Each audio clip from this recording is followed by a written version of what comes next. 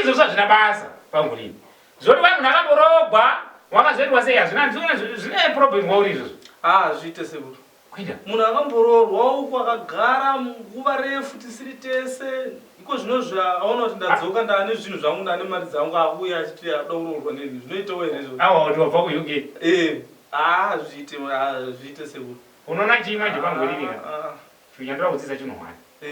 zvokuti kwani plate yakambodligwa parufu yakambodligwa nemakorokosa yakambodligwa pamusangano yakambodligwa paika hazvina nidi izvozvo chakakosha kusukwa kweplate plate kana yangosukwa chete tora plate ushandise zvebasa rezvo mazuva ano kuchena kweplate Sekuru kuri muropa kuri mutsinga aiwa pane mamaplate akachena ropa ka baki wakatosviba munogona kundifurira zvokuti ndinakidzwesa nhasi 2 days 3 days makundishaya ndarova pasi izvi indanoona mukoma wako murehwa vakadoroora izvi ndavaudza kuti usatarisa zvokuti kwai plate yakambodligwa tarisa kuti yakasukwa here kana plate yakangosukwa that is good murehwa kana akaroora akaita zvinhu zvakanaka murehwa akaroorwa ko zvinowata nendebvu iva dzidza renyu nyaya yendebvu dzimurikuziita seku ani ndebvu ane ndebvu anasokwa muwanza ndebvu imi ndokuti baba ungaita baba asina ndebvu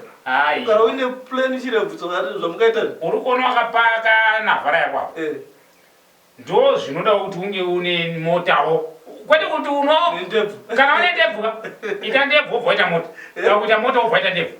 kwete kuita ndebvu wosora chinompeyana dzonge chikotora ngechimbudzi sora chimbereka matondi pashungu ndakuenda kunomuona mukoma haana mota haana saka matitoita sei nyaya yemunhu inini Sekuru ndasisadi zvangu handichada inenge akunyepera iwo zvawataura zvokuti kwai kufanira tokuudza hapana imwe ndanokuudza iye zvino shoko rakafamba kuti Sekuru muzukuru wenyu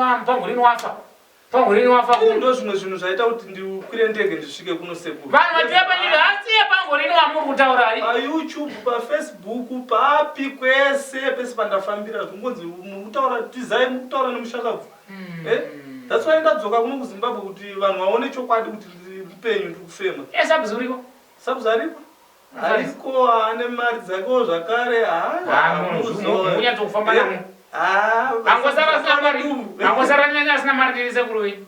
nakuruza muri bari charutaka ukangopotsa mwana handipana wakwaziwa unongouya angokupotsa teke aiwa getani kutaura zvingu